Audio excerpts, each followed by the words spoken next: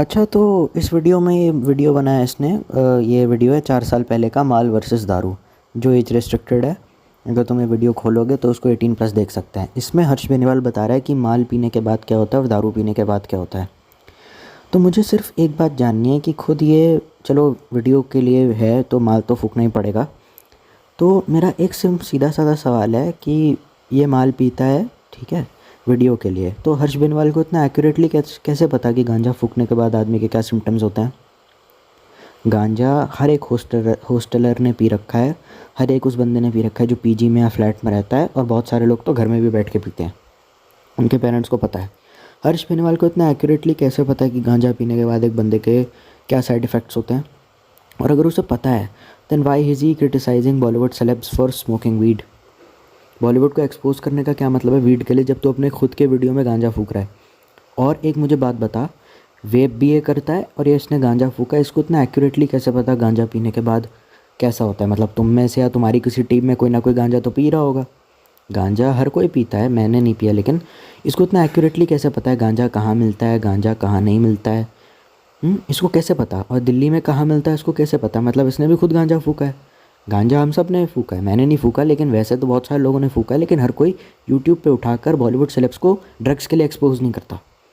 गांजा भी illegal substance है, ड्रग्स भी इलीगल सब्सटेंस है, लेकिन ड्रग्स जो है वो गांजे से महंगी होती हैं। तुम सस्ते नशे करते हो, महंगे नशे करते हैं क्योंकि वो सेलेब्स हैं। तुमने गांजा लिया, लेकिन तुमने वीडियो बना के पब्लिकली किसी ऐसे बंदे को कॉल आउट नहीं करा जो कोकेन लेता है सिर्फ अपनी अमीरी की वजह से। इलीगल तो वैसे भी दोनों ही हैं। इसको इतना एक्यूरेटली कैसे पता कि भाई मेरे इस फलाने डिमका ने सुभाष नगर का माल मत फूका अगर वहाँ पे ठीक नहीं होता? मुझे तो नहीं पता। इसको इतना एक्यूरेटली कैसे पता? मतलब ये भी गांजा पीता है, ये भी वेप पीता है, वेप तो पीता ही है ये। उसके बाद पागलों की तरह अपने दोस्तों के साथ मनाली, ये हिल स्टेशन। मुझे एक चीज़ समझाओ, जितने भी साले यूट्यूबर होते हैं ये मनाली, कसौल, हिल स्टेशन पे जाने के व्लॉग क्यों बनाते हैं? ऐसा क्या रखा है पहाड़ों में? मतलब पहाड़ में ठंड होती है, बियर होती है, शराब होती है और गांजा भी बहुत ज़बरदस्त होता है। ऋषिकेश में तो और भी अच्छा मिलता है और पहाड़ों में भी अच्छा गांजा मिलता है, हम सब जानते हैं। मैं वेजिटेरियन नहीं हूँ, लेकिन मैं मुंह में टंगड़ा, मुर्गे के टंगड़ा या हड्डी चबा करके इंटरनेट पे अरे यार गलत बोल दिया, सॉरी, कट। मैं नॉन वेजिटेरियन खुद भी हूँ, लेकिन मैंने आज तक अपने जबड़े में मुर्गा फंसा के लोगों को सेव एनिमल्स का ज्ञान नहीं चोदा अपनी ज़िंदगी में कभी। मैं नॉन वेजिटेरियन हूँ, मैं खुला एक्सेप्ट करता हूँ ना। इलीगल नशा है, जो गैर कानूनी काम है वो गैर कानूनी काम है। Don't defend someone because he is the public figure, he can do anything wrong. गलत दोनों हैं। जो चीज़ गैर कानूनी है वो हमेशा गैर कानूनी ही रहेगी। It is a simple violation of narcotics act.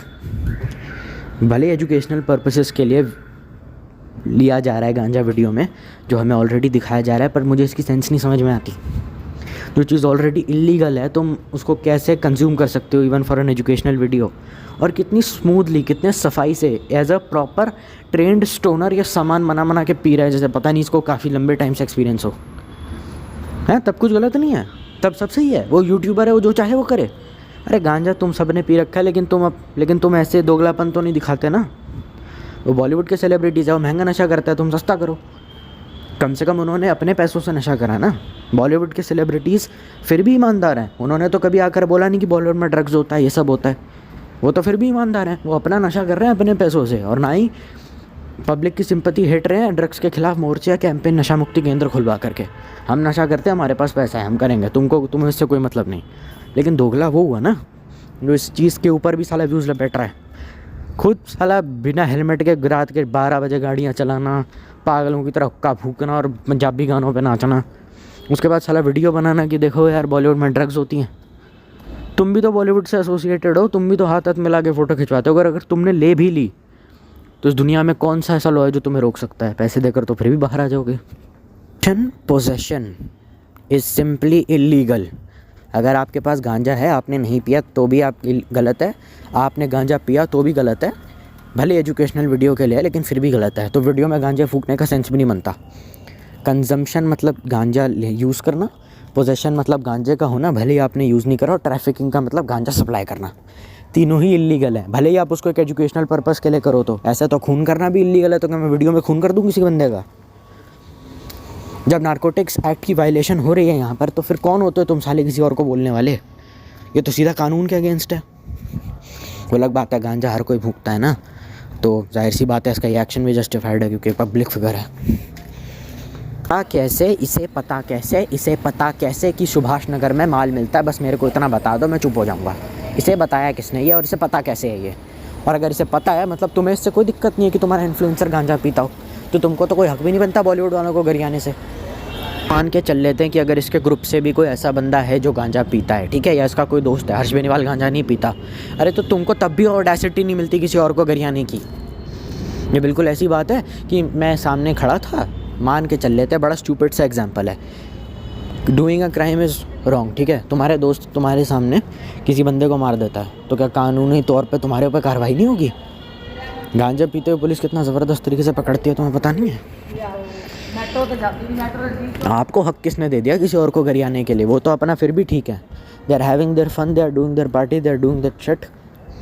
उनके अंदर तो कोई शर्म है नहीं, उन्होंने तो बेच खाई इसको बिल्कुल ही। या तो तुम फिर गंदी तरीके से एक्सपोज करो मत, और ऐसी उल्टी सीधी हरकतें तो कर मत। जितने पागल ये लोग हैं और जितने पागल ये इन्फ्लुएंसर्स हैं, उतनी पागल इनकी ऑडियंस है। अंदर नीचे कमेंटबाजी चल रही है बिल्कुल। आपने तो हमारी हॉस्टल एक्सपीरियंस और हमारे पीजी के एक्सपीरियंस को बिल्कुल तरोताज़ा कर दिया। अबे फूहड़ जाहिल आदमी, तुम इन्फ्लुएंसर नहीं हो। इन्फ्लुएंसर का काम होता है लोगों को इन्फ्लुएंस करना, गांजा पीने के लिए वो तो एजुकेशनल पर्पस के लिए गांजा ले रहा है जो ऑलरेडी एक इलीगल सब्सटेंस है। अब वो सही में उस वीडियो में गांजा पी रहा है, तो फिर इन्फ्लुएंसर का काम लोगों को इन्फ्लुएंस करना होता है। आप एक पब्लिक फिगर हैं, आपको कैसा पब्लिक फिगर चाहिए? पंकज त्रिपाठी या करीना कपूर? तुम में से 90% लोग पंकज त्रिपाठी मांगेंगे। क्यों? क्योंकि वो दिल का बहुत अच्छा आदमी है। तो फिर बाद में उल्टी सीधी हरकतें मत करना कि वो उसकी their life and they are entitled to it, उसके पास पैसे हैं वो करेगा कि नहीं। अबे पब्लिक फिगर हो तुम, भोसड़ी के पब्लिक फिगर हो तुम, कब समझोगे? तुम्हारी सी चूती हरकत के चक्कर में पूरा आधा हिंदुस्तान वे पे स्कूल करके बैठा हुआ है। जिस दिन उनके पास पैसे आ गए वो कोकेन भी लेना शुरू कर देंगे। तुम ही सारी ऐसी उल्टी सीधी वीडियोस देख करके बच्चे कितने ज़्यादा उल्टी सीधी हरकतें कर रहे हैं। उनके माँ बाप को जिस दिन पता चलेगा ना, मार मार के चुत्तड़ दाल कर देंगे तुम्हारा। तो उल्टी सीधी हरकतें ना अपने पास ही रखो, सीधा बोलो हम उसके अंधभक्त हैं, वो जो मर्जी करे वो सब सही है। और जो लोग इस वीडियो के कमेंट सेक्शन में मुझे गंदी गंदी गालियाँ देंगे ये बोल करके कि देख तू कोई नहीं होता हर्ष बेनीवाल के बारे में बोलने के अलावा, तू क्या फोकट का ज्ञान चोद रहा है। देखो पहली बात तो ये मेरी तुम लोगों से कोई दुश्मनी नहीं है। तुम भले ही हर्ष के सब्सक्राइबर हो, पर फिर भी मैं तुम्हें अपने दोस्त की तरह ही ट्रीट करता हूँ। तुम्हें नहीं पता उस दुनिया के बारे में, आई अंडरस्टैंड। यूट्यूब की डार्क रियलिटी तुम्हें नहीं पता है, तुम्हें नहीं पता यूट्यूब की डार्क साइड क्या है, मैं इसीलिए बता रहा हूँ। और जहाँ तक बात रही डिफेम करने की किसी को, वो काम सारे क्रिएटर्स खुद ही करते हैं and being angry on them is nothing wrong. मैंने कभी नहीं बोला कि मैं उनके ऊपर रोस्ट वीडियो बनाने वाला हूँ, इसलिए मैं एक्सपोज वीडियो बनाता हूँ। आप लोग बहुत ज़्यादा इमोशनल हैं और बहुत ज़्यादा इनोसेंट हैं। आप लोगों की प्रॉब्लम बस ये है, कोई भी इंसान कुछ भी करके फेमस हो जाता है, हम बस उसे बहुत जल्दी अपना भगवान बना लेते हैं, ये भी बात जाने बगैर कि वो अंदर से कैसा है।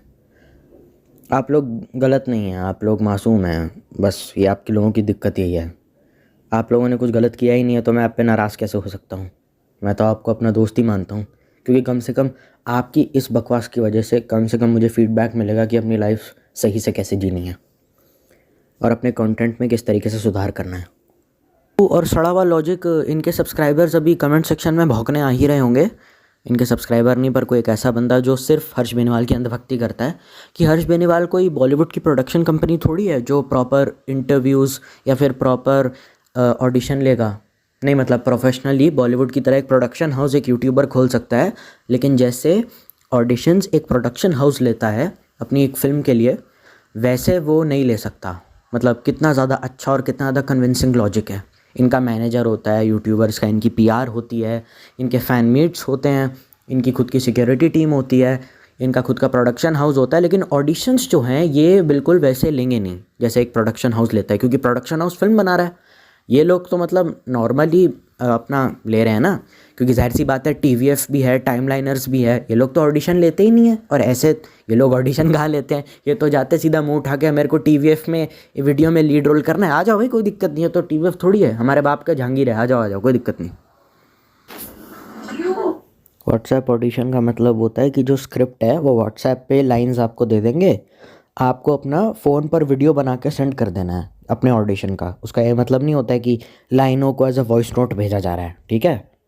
मुझे देखो इस बात से कोई दिक्कत नहीं है कि अगर आशीष चंचलानी या ट्रिगर्ड इंसान दोनों साथ में मिल करके किसी फिल्म का रिव्यू डालते हैं, कोई दिक्कत नहीं है भाई, आप डालो। आपके चैनल पर अक्षय कुमार आ चुका है तो इसका तो बेसिकली हक बनता है उसके फिल्म्स का रिव्यू करने का, लेकिन कभी मनोज बाजपेयी की फ़िल्म का भी रिव्यू किया करो, शिव शास्त्री बबोला का भी रिव्यू किया करो, इतनी अच्छी फिल्म है। उन सब का रिव्यू आप करते क्यों नहीं हो? ये सिर्फ अक्षय कुमार की पिक्चरों का ही रिव्यू करना है जो ऑलरेडी बॉक्स ऑफिस पर फेल हो चुकी हैं। अगर ये बता रहे हो ना कि पिक्चर अच्छी है, पिक्चर अच्छी है, राम सेतु भी अच्छी है और ये जो नई सेल्फ़ी आई है ये भी अच्छी है, लेकिन मुझे जानना ये है कि पिक्चर चलती क्यों नहीं बॉक्स ऑफिस पर।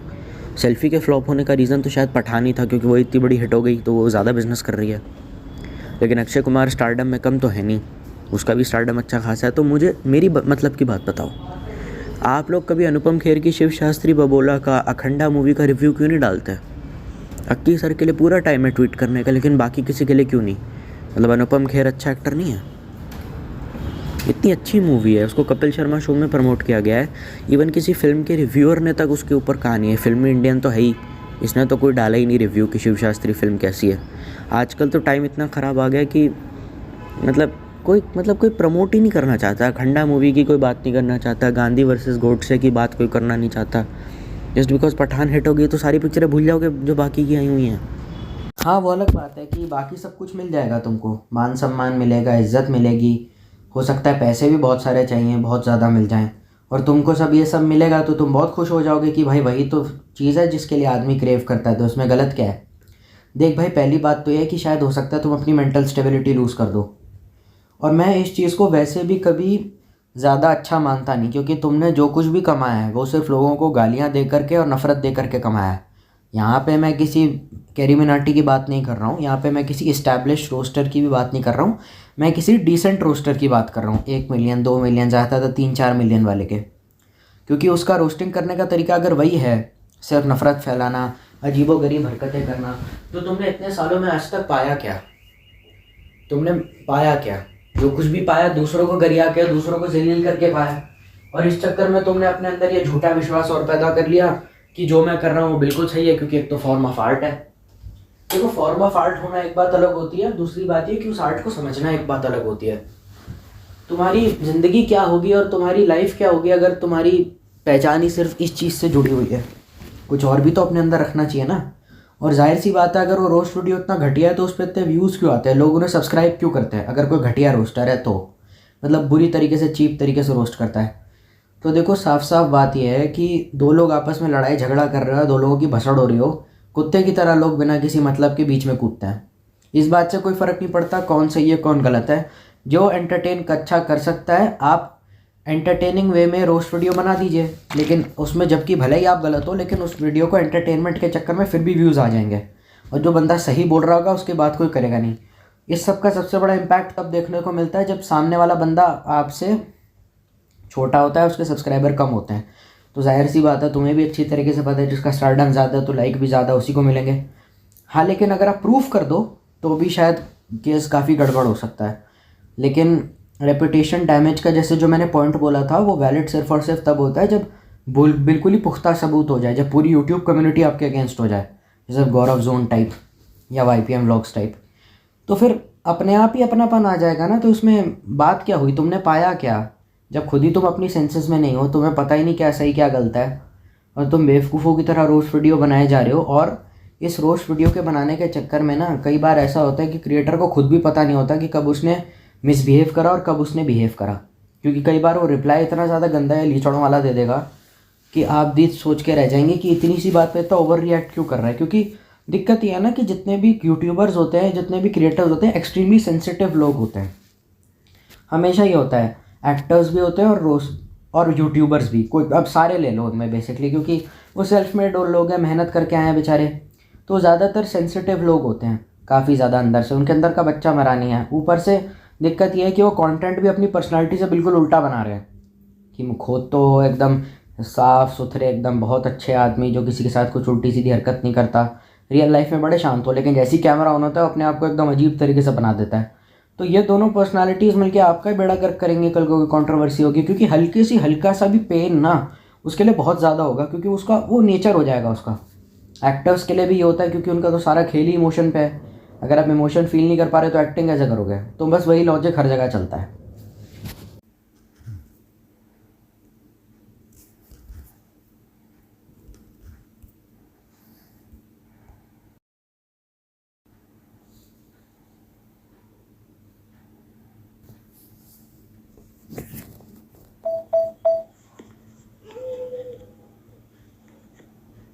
अच्छा, तो इस वीडियो में ये वीडियो बनाया इसने, ये वीडियो है 4 साल पहले का, माल वर्सेस दारू, जो एज रेस्ट्रिक्टेड है।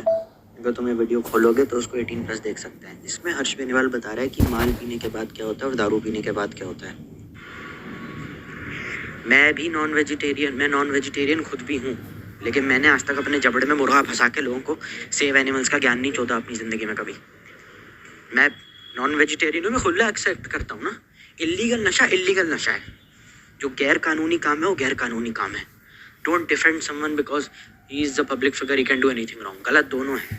जो चीज़ गैर कानूनी है वो हमेशा गैर कानूनी ही रहेगी। It is a simple violation of narcotics act. भले एजुकेशनल पर्पसेस के लिए लिया जा रहा है गांजा वीडियो में, जो हमें ऑलरेडी दिखाया जा रहा है, पर मुझे इसकी सेंस नहीं समझ में आती। जो चीज़ ऑलरेडी इलीगल है तुम उसको कैसे कंज्यूम कर सकते हो even for an educational video, और कितनी स्मूथली, कितने सफाई से as a proper trained stoner ये सामान मना के पी रहा है, जैसे पता नहीं इसको काफ़ी लंबे टाइम से एक्सपीरियंस हो। है तब कुछ गलत नहीं है, तब सब सही है। वो यूट्यूबर है, वो जो चाहे वो करे। अरे गांजा तुम सबने पी रखा है, लेकिन तुम ऐसे दोगलापन तो नहीं दिखाते ना। बॉलीवुड के सेलिब्रिटीज है, वो महंगा नशा करते हैं, तुम सस्ता करो। कम से कम उन्होंने अपने पैसों से नशा करा ना। बॉलीवुड के सेलिब्रिटीज फिर भी ईमानदार हैं। उन्होंने तो कभी आकर बोला नहीं कि बॉलीवुड में ड्रग्स होता है, ये सब होता है।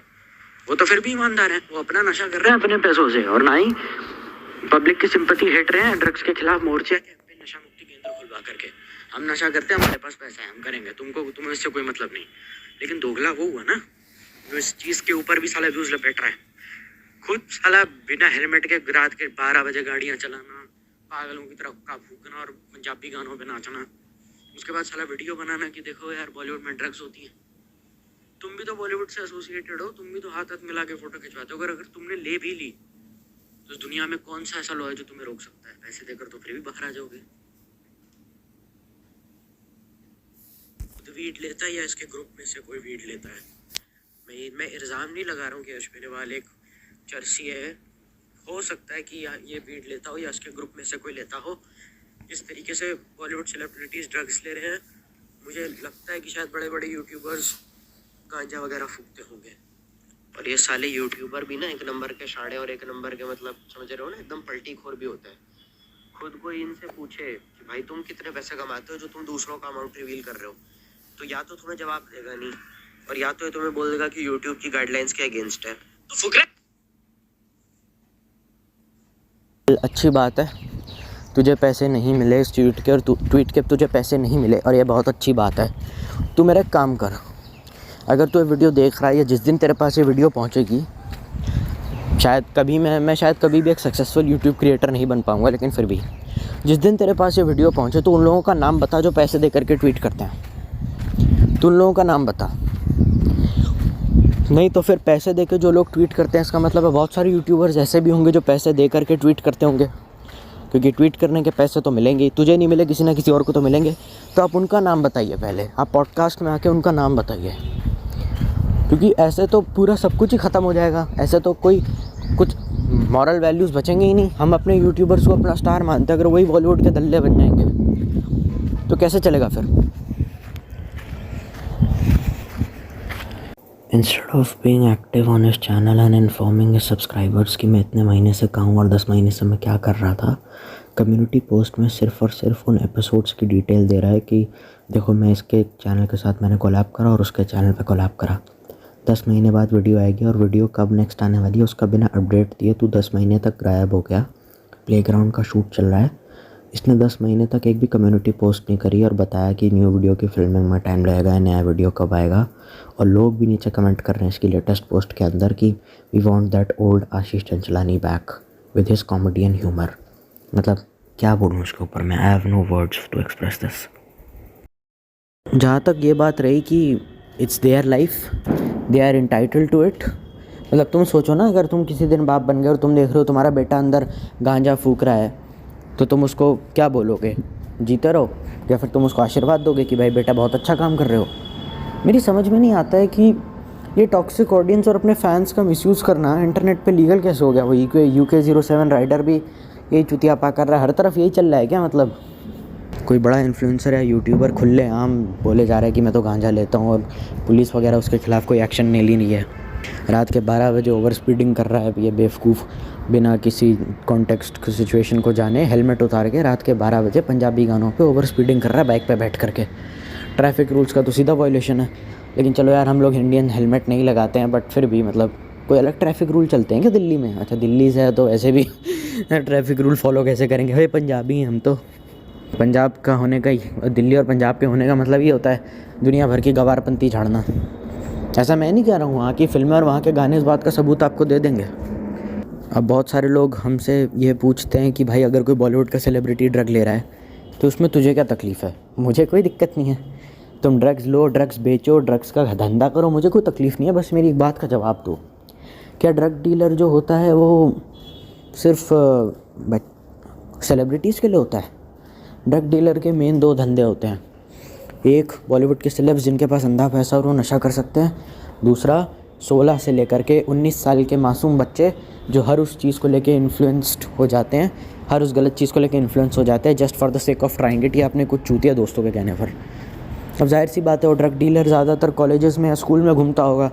मैं नाम लेके बदनाम नहीं कर रहा हूँ, हो सकता है I am wrong, but Manipal Jaipur और एमिटी और दिल्ली यूनिवर्सिटी का किरोरीमल कॉलेज, मैं श्योर नहीं हूँ, मैं बदनाम नहीं कर रहा हूँ, मैंने सुना है यहाँ पे वहाँ पे थोड़ा है कल्चर, मतलब फूकने माल फूकने का है। अब मैं गलत भी हो सकता हूँ, बस मैंने सुना है। लेकिन सबसे ज़्यादा अजीब चीज़ मुझे ये लगती है कि फैकल्टी, मतलब जितना ज़्यादा एक ड्रग डीलर का नेटवर्क एक्सपैंड होता है उतना वो अपने अंडर लोग हायर करता है। भाई अब जाहिर सी बात है कि किसी को गांजा सप्लाई करना है, किसी को कोकेन सप्लाई करनी है, खुद थोड़ी करेगा। पाब्लो एस्कोबार थोड़ी जाता था लोगों को गांजा पकड़ाने, उसके आदमी फैले होते थे हर जगह। उसी जगह एक ड्रग डीलर होता है, जैसे एक ड्रग डीलर को बहुत ज़्यादा अच्छे क्लाइंट्स मिलने शुरू हो जाते हैं उतना पैसा बनाएगा, जितने वो पैसे बनाएगा उतने वो लोग हायर करेगा, उनको भी गलत आदतों में डलवाएगा, शराब, सेक्स, गांजा, नशा। फिर वो ऐसे बच्चों को ढूंढते हैं जो ज़्यादातर वल्नरेबल होते हैं या टारगेटेबल होते हैं। इन लोगों के पास आप जाओ, इस चीज़ में अपने आप ही कैंपस में बात फैल जाती है कि ये बंदा ड्रग सप्लाई करता है, तुम इसके पास जा कर के ले लो। ये लोग अलग अलग पार्टीज़ में, गोवा वगैरह में तो खूब चलता है, अगर कोई पार्टी है तो वहाँ तो हो गई, वहाँ तो प्राइवेट पार्टीज़ ही हेल्ड होती हैं इन सब चीज़ों को लेकर के। ये काफ़ी फैला हुआ बिज़नेस है और सारा का सारा काम एक फ़ोन पर हो जाता है, क्योंकि नेटवर्क एक्सपेंड सिर्फ तब हो सकता है ड्रग डीलर का जब वो ऐसे लोगों को अपना क्लाइंट बनाए, अपने लोगों को ऐसे शिकार बनाए जिनके पास बहुत सारे पैसे होते हैं। और सबसे ज़्यादा पैसे इस देश में 2 लोगों के पास है, पहला नेता, दूसरा अभिनेता। उसके बाद इस बंदे को पुलिस प्रोटेक्शन भी मिलती है, क्योंकि बॉलीवुड सेलिब्रिटीज़ ड्रग्स के आती हैं तो आप इनको गिरफ्तार करके ज़्यादा देर अंदर रख नहीं सकते। और तो और इन लोग, अगर कोई ड्रग डीलर पकड़ा भी गया तो इसको बाकी कोई पहचानने से मना कर देता है, क्योंकि अगर कोई भी उल्टी सीधी भसड़ हुई ना, तुम मुझे जानते हो ना मैं तुम्हें, और अगर ये अरेस्ट भी हो गया तो पुलिस वालों तक उनकी पेटियाँ या उनको अपना हिस्सा मिल जाता है और वो रिश्वत दे करके बाहर आ जाते हैं। रिश्वत देना कोई आम बात नहीं है, तुमने भी ट्रैफिक पुलिस को दी है। सिंघम देख कर ये मत समझ लेना कि पूरी दुनिया की पुलिस ही ईमानदार है। उसके बाद ये लोग बाहर आते हैं, इनको कहीं काम नहीं मिलता और कर्ज़े में भी डूब जाते हैं, क्योंकि लैविश लाइफस्टाइल एक्सपो कर रहे हैं। ज़्यादातर इन्फ्लुएंसर्स तो कर्ज़े में डूबे हुए हैं इस चक्कर में। और जितनी वो ड्रग्स लेगा, ये मिलेनियन बच्चों को सप्लाई करते हैं, मतलब एक ड्रग लॉर्ड है, उसके अंदर लोग काम करते हैं। तो ड्रग लॉर्ड वो कब बना? ज़्यादा ड्रग्स बेच करके बॉलीवुड सेलिब्रिटीज़ को। उसके अंदर अगर किसी बच्चे को ड्रग्स की एडिक्शन लग गई तो आपने बहुत सारे इंटरनेट पे ऐसे वीडियोस देखे होंगे या बहुत सारी ऐसी चीज़ें देखी होंगी जिसमें एक बच्चा जो होता है वो अपने घर का सारा सामान बेच देता है। मतलब ऐसे वीडियोस आते हैं ना कि 80,000 रुपये पे बच्चे ने उड़ा दिए PUBG पे, बाप हुआ नाराज़।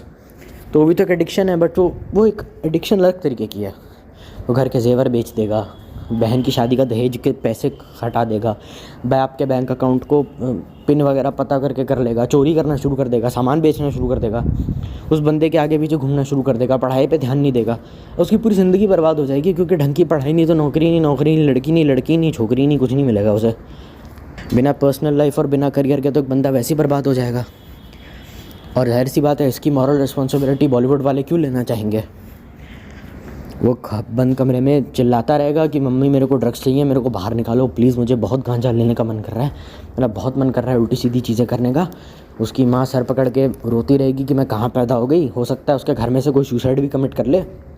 और उसको अगर रिहैब में डालना हुआ तो आपको पता है बॉम्बे कम से कम 3-3.5 लाख रुपए तो खाली रिहैब में डालने के लग जाएंगे। और वहाँ से भी निकल कर अगर गलती से भी कोई अब्यूज़ करने की हल्की सी भी कोशिश करी तो सीधा जान जा सकती है, और जान मर भी जाते हैं बहुत सारे लोग ड्रग ओवरडोज के चक्कर में। रिहैब में जाने के बाद भी कहानी ख़त्म नहीं होती है। वहाँ पे भी मतलब मेडिकल तो इंडिया में इतना एक्सपेंसिव है, आप लोग भी जानते हैं। कोविड के टाइम पर या कोई भी अगर बंदा प्राइवेट हॉस्पिटल में इलाज कराता है बहुत महंगा पड़ता है, बहुत ज़्यादा महंगा पड़ता है। फालतू के टेस्ट होते हैं और आपसे ज़बरदस्ती पैसे हटाए जाते हैं डॉक्टर्स से, क्योंकि उन्होंने जहाँ से MBBS करी थी उनको खुद ही करोड़ों की पड़ गई थी। वो तुमसे भी पैसा लूटेंगे कि हम लूटे ना प्राइवेट कॉलेज से MBBS करने में, अब हम अपने पेशेंट्स को लूटेंगे। प्राइवेट हॉस्पिटल्स के कच्चे चिट्ठे तो बहुत सारी फिल्मों ने भी खोल रखे हैं कि कैसे फालतू टेस्ट करा के वो पैसे हेटते हैं। तो जब आप रिहैब में जाओगे, अब वो बंदा कहाँ है, क्या कर रहा है, बाप को नौकरी भी करनी है, हफ्ते में 2-3 बार जाके मिल लो, ना किसी को पहचान रहा है, ना माँ बाप से बात कर रहा है। उसने अपने पर्सनल लाइफ और अपने सारे रिलेशंस, रिश्ते नाते ख़त्म कर दिए हैं। उसको बस एक ही चीज़ दिखती है, वह गांजा, नशा और ड्रग्स। और जो ये सारी चीज़ें एक बच्चे को काफ़ी हद तक ज़िंदगी में बर्बाद करने के लिए काफ़ी मोर देन इनफ है, क्योंकि अब तो कुछ करेगा नहीं। बाहर आओगे 2-3 साल में, या काफ़ी लंबा टाइम लगता है, जैसे कि अगर 10-12 साल बाद ठीक होकर के या कितने भी साल बाद वो बाहर आता है, डिग्री तो है नहीं, छोटी मोटी एंड जॉब्स करेगा। I am being extremely negative in this video purposely, मैं बहुत ज़्यादा पेसिमिस्टिक होकर चल रहा हूँ। तो उसको वैसे भी कोई रखेगा नहीं, कौन रखेगा गंजेड़ी को। और जो सोसाइटी में वो रहता है, जिस घर में वो रहता है, वहाँ आसपास के लोग भी बातें करना शुरू कर देंगे, अरे ये मिश्रा जी का लड़का देखा तुमने, अच्छी ये वही हरामखोर है ना जो नशे में पकड़ा गया था। और हो सकता है माँ बाप को अपना घर बेच कर घर छोड़ना भी पड़े, क्योंकि अगर ये बात पब्लिकली लीक होगी तो माँ बाप तो सर उठा के चल ही नहीं पाएंगे बाजार में। हो सकता है पड़ोसी बात करना बंद कर देंगे, बॉस कंपनी से लात मार के बाहर निकाल देगा अपनी रेपुटेशन के चक्कर में, आस पड़ोस वाले मतलब सब्ज़ी वाला सब्ज़ी देने से मना कर देगा। इतना गंदा हाल हो सकता है ऑन द वर्स्ट। पिताजी की अगर कोई दुकान है या कोई बिज़नेस है तो हो सकता है कि उसको किराए पे चढ़ा करके या बेच करके अपनी FD तोड़वा करके एक दूसरा घर ले करके, मतलब जिस शहर में तुम ऑलरेडी सेटल्ड हो पिछले 15-20 साल से, उस जगह को छोड़ करके तुम्हें कहीं और जाना पड़ेगा, which will eventually lead to a extremely bad downfall. क्योंकि एक जगह सेटल होना बहुत टाइम लेता है। तुम ऑलरेडी एक सेटल्ड जगह को छोड़कर कहीं और सेटल हो रहे हो। दोस्त यार रिश्तेदार तो वैसे भी तुम्हारे कोई काम आने वाले हैं नहीं, कोई तुम्हें इतने ऐसे पैसे तो देने नहीं वाला। एजुकेशन भाई कौन देता है पैसे आज की डेट में। तुम बोल दो मेरे को बीमारी है, मेरे को 1 करोड़ चाहिए, 10 लाख चाहिए, आप 5 दे दो या 2 दे दो, कोई नहीं देगा। और दे भी देंगे तो वापस भी बड़ी जल्दी मांगता है, निकाल पैसा निकाल, जल्दी निकाल, दे। तो इस सब से तो आपकी ज़िंदगी ख़राब होगी ना। अब इसकी रिस्पॉन्सिबिलिटी क्रिएटर्स, ये बॉलीवुड के सेलेब्स नहीं लेना चाहते। ये अय्याशी कर लेंगे, गैर कानूनी धंधे कर लेंगे, मज़े मार लेंगे, लेकिन उससे अगर किसी की ज़िंदगी बर्बाद हो जाए तो ये लोग उसकी रिस्पॉन्सिबिलिटी नहीं लेंगे। और उसके ऊपर ये किनका बड़ा ठर्रा आ जाता है, it's their life and they are entitled to it. अरे ऐसे तो दुनिया में कोई भी कुछ भी उल्टी सीधी हरकत करता है, हम ऐसी बर्दाश्त करते रहें, पागल बैठे।